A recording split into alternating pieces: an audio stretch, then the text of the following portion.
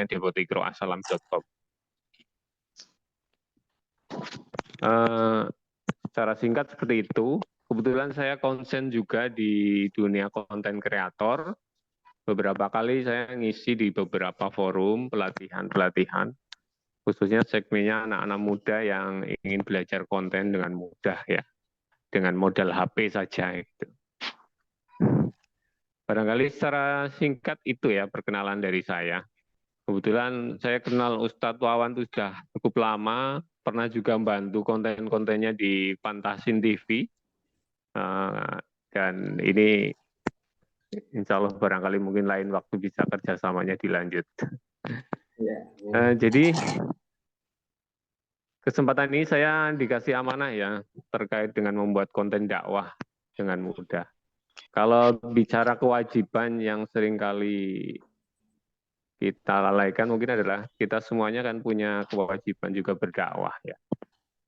Mungkin sebagian orang kalau sudah dengar dakwah mungkin harus orang pesantren, barangkali orang yang kiai atau dan sebagainya. Saya kira menurut saya sebagai orang yang biasa juga punya kewajiban ya menyampaikan kebaikan, menebar kebaikan. Gitu. Sekedar mendengarkan saja mungkin dari ulama kemudian kita sampaikan lagi ke halayak luas juga kita juga punya kewajiban semacam itu ya menebarkan kebaikan. Sehingga kita nggak usah ragu barangkali atau minder untuk berdakwah ya. Dan menurut saya dakwah itu tidak harus di depan mimbar atau di ruangan masjid. Kalau di era digital saat ini, ruang-ruang dakwah itu kita harus sudah mulai masuk ke ranah pribadi ya. Artinya kita harus bisa masuk ke media sosial terutama ya. Karena kita tahu hampir semua orang itu kan punya HP ya. Tidak ada orang sekarang mungkin tidak punya HP. Dan Indonesia ini termasuk masyarakatnya yang paling banyak mengakses media sosial. Ya. Kalau diteliti itu paling banyak nomor 2 kalau nggak salah. Mengakses media sosial, artinya mengakses mungkin Instagram, YouTube, TikTok yang lagi tren saat ini, atau media sosial yang lainnya. Atau Facebook barangkali ya untuk usia-usia milenial atau usia-usia mungkin udah 45 atau 50-an mungkin Facebook ya masih aktif di situ.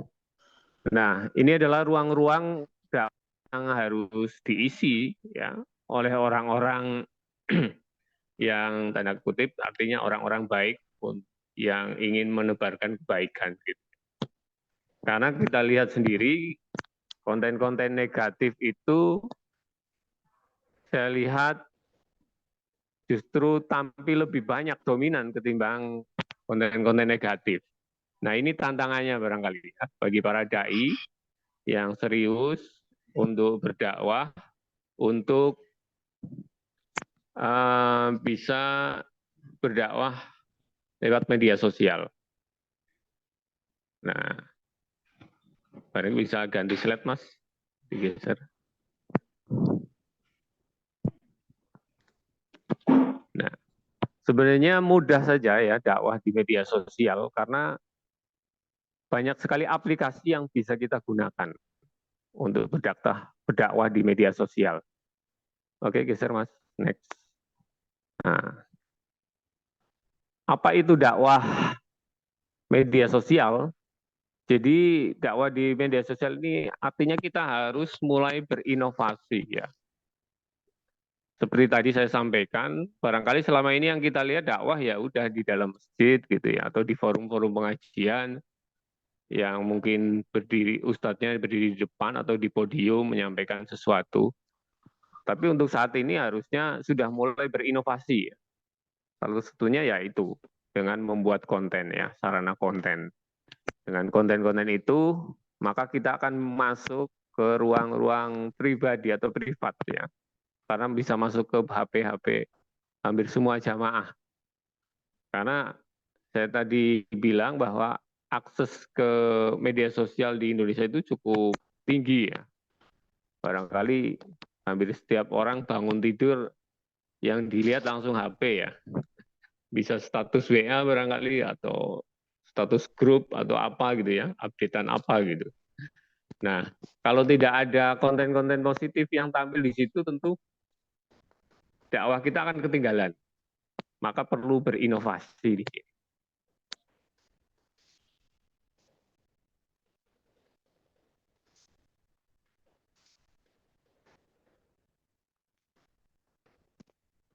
Kelebihan dan kekurangan dakwah melalui media sosial, tentu ya ada kelebihan yang utama adalah jangkauannya tentu lebih luas ya.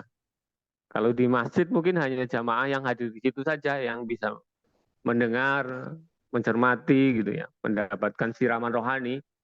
Tapi kalau sudah di media sosial jangkauannya bisa lebih luas.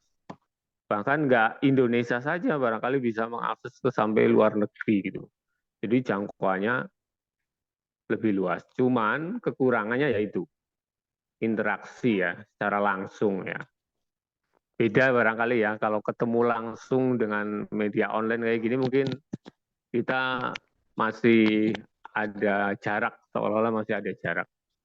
Mungkin kita tidak bisa melihat langsung secara ekspresinya seperti apa gitu ya, atau responnya seperti apa. Tapi ya itu, pasti ada kekurangannya. Dan kelebihannya justru apa? Jangkauannya lebih luas, dan yang namanya konten itu sebagai aset digital. Aset digital. Aset digital itu termasuk dalam hal jejak digital ya. Artinya kita meninggalkan sesuatu itu, video misalnya yang kita buat, itu kita tinggal sudah berapa tahun gitu masih ada videonya tertinggal.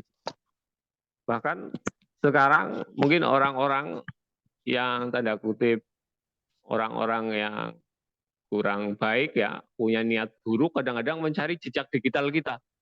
Nah, kalau kita pernah buat sebuah konten negatif barangkali atau kita kena kasus karena apa kemudian masuk berita, itu kadang-kadang bisa menjadi berita. Nah, makanya ini kita juga perlu hati-hati juga ya dalam mengupdate status dan sebagainya. Karena ini kaitannya dengan jejak digital itu sendiri. Next, Mas. Selanjutnya. Nah, bagaimana cara memanfaatkan media sosial saat ini? Ya, ada beberapa tips ya memanfaatkan media sosial agar sesuai dengan rambu-rambu yang ada ya. Yang pertama tentu menjunjung tinggi etika dalam berkomunikasi. Tetap harus kita beretika ya, menggunakan etika juga di media sosial walaupun tidak bertatap muka. Kemudian juga selektif ini dalam menyebarkan informasi. Selektif, jangan asal share gitu ya. Karena banyak sekali berita-berita hoax ya, yang kadang-kadang tidak sesuai dengan faktanya. Kita terima ada berita hot, panas gitu langsung share gitu. Jangan sampai seperti itu. Artinya kita harus selektif. Ini sumbernya dari mana, apakah akurat atau tidak gitu atau benar atau tidak, baru kita share. Gitu. Kemudian tidak menyebarkan rahasia pribadi ke ranah publik. Nah, hati-hati juga ya kita misalnya membuat contoh-contoh gitu. Jangan sampai hal-hal pribadi itu di-share gitu. Ini berbahaya, ya itu kaitannya nanti jejak digital itu sangat berbahaya sekali. Kemudian bijak dalam mengatur waktu online. Nah, ini kadang-kadang untuk saat ini agak susah ya mengontrol menggunakan media online itu. Nah, ini juga kita harus bijak mengatur waktunya. Kemudian jangan lupakan hak cipta. Nah, ketika kita bikin konten itu kadang-kadang kita menggunakan musik-musik ya, copyright gitu ya. Nah, di YouTube aja seperti ini, ketika video itu tidak bisa dimonetis atau diuangkan karena kadang-kadang menggunakan lagu-lagu atau musik-musik yang punya hak cipta. Nah, kita juga sebagai Muslim tentu memilih musik-musik yang sesuai dengan hak ciptanya. Kalau perlu izin gitu ya. Ini kaitannya dengan keberkahan barangkali. Kemudian hati-hati menyebarkan data pribadi. Nah, sekali lagi ini ya, terutama kita jangan sampai menebarkan hal-hal yang kaitannya dengan hal-hal pribadi kita gitu. Data-data kita itu penting banget nanti karena banyak orang nanti bisa memanfaatkan data-data kita untuk hal-hal yang tidak baik gitu. Jadi harus hati-hati betul. Selanjutnya, Mas. Next. Nah, salah satu amal jariah adalah ilmu yang bermanfaat ya. Kita pahami mungkin salah satu amal jariah yang tidak akan putus, barangkali kan ilmu yang bermanfaat ya. Artinya ketika kita membuat sebuah konten yang baik, positif, kaitannya dengan ilmu agama, barangkali nasihat-nasihat, kemudian orang lain menjalankan itu dengan baik dan melaksanakannya, mengamalkannya, tentunya kita akan mendapatkan kebaikannya juga ya. Pahalanya hampir sama ya, yang menyampaikan dengan yang melaksanakan. Nah, jadi berlaku juga yang namanya MLM barangkali ya, amalan kebaikan itu ya. Ketika kita menebarkan kebaikan, kebaikan itu ditiru atau dilakukan oleh orang lain, maka pahalanya kita akan mendapatkan. Bayangkan ketika kita membuat konten positif, kemudian kontennya itu dijadikan contoh buat dia yang nonton dan menjalankan itu, tentu kita akan dapat pahalanya juga. Dan itu kontennya terus berjalan. Bahkan kalau viral, tentu pahala yang kita dapat akan lebih banyak barangkali ya. Viral gitu. Kalau di TikTok barangkali FYP gitu ya. Nah, kalau di YouTube barangkali viral. Nah, viral. Nah, itu kita akan mendapatkan efek baiknya. Sebaliknya juga ketika kita mungkin membuat konten negatif atau hal-hal yang tidak sesuai dengan ajaran agama, tentu kita juga akan mendapatkan efek ya dosa jariahnya juga, ini harus hati-hati juga. Nah, saya kira itu ya kaitannya dengan bermedia sosial itu. Next, Mas. Selanjutnya. Nah, terus bagaimana cara mudah buat konten dakwah itu? Nah, saya kasih tips sederhana saja. Ini silahkan nanti yang belum punya aplikasi Capcut gitu ya, Capcut. Nanti dicari di Play Store yang belum. Kalau yang sudah barangkali sudah paham gitu ya. Nah, caranya mudah banget ya. Kita bikin konten ya.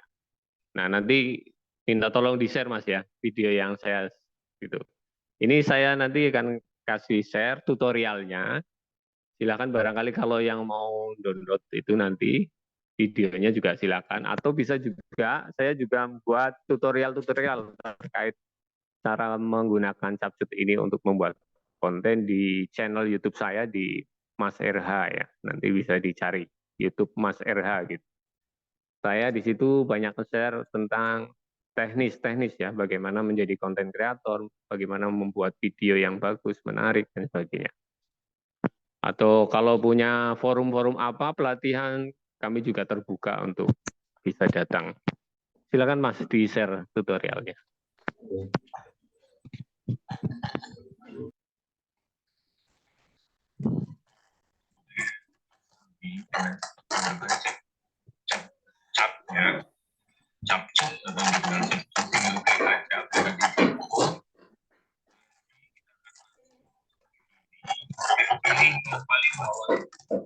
Saya bantu ya jelaskan. Ini aplikasi Capcut. Nanti di searching aja misalnya tentang Ramadan atau nasihat, nanti diketik di situ. Nah, akan banyak pilihan itu di situ. Nah, kita cari template yang sesuai dengan yang kita inginkan. Misalnya tentang nasihat Islami gitu. Langsung akan banyak pilihan, pilih salah satu saja, nanti tampil banyak template gitu, pilih salah satu aja. Nanti, nah misalnya ini, tinggal nanti diganti fotonya. Barangkali kita punya foto-foto ya, kegiatan masjid atau apa, kaitannya dengan materi itu, tinggal dipilih nanti ada foto atau video juga bisa. Pilih saja, nanti otomatis foto dari template itu diganti dengan foto punya kita. Nah, dah sederhana, sesederhana itu bikin konten gitu ya. Nah, ini kan sudah ada ya kalimat-kalimat nasihatnya dan sebagainya, tinggal ekspor, sudah jadi konten. Nah, sesimpel itu. Kita share aja di TikTok, Instagram, atau YouTube Short, sudah menjadi sebuah konten. Barangkali itu ya tips singkatnya, mudah-mudahan bermanfaat. Barangkali itu dari saya, terima kasih Mas. Kalau ada diskusi singkat kami persilahkan. Assalamualaikum warahmatullahi wabarakatuh. Assalamualaikum warahmatullahi wabarakatuh. Monggo, Mas Adi mungkin mau bertanya?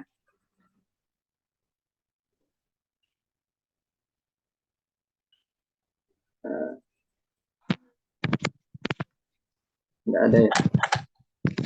Ya ada, cukup ya. Yes, baik. Kalau gitu kita langsung tutup saja dengan doa kafaratul majelis. Subhanakallahumma wa bihamdika asyhadu an la ilaha illa anta astaghfiruka wa atubu ilaik. Baik, terima kasih atas kehadirannya. Wabillahi taufiq wal hidayah. Assalamualaikum warahmatullahi wabarakatuh. Waalaikumsalam warahmatullahi wabarakatuh.